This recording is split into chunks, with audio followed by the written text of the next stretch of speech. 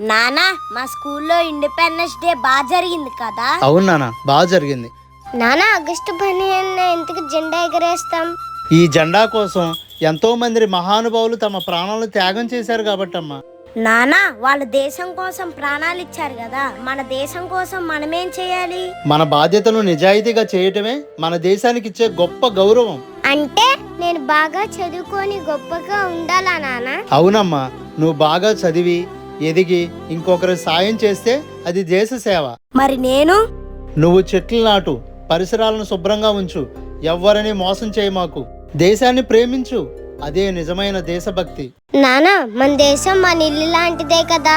అవునమ్మా, మన ఇల్లు బాగుండాలని ఎలా కోరుకుంటామో మన దేశం కూడా బాగుండాలని కోరుకోవాలి. నానా మన దేశం కోసం మంచి పనులు చేద్దాం.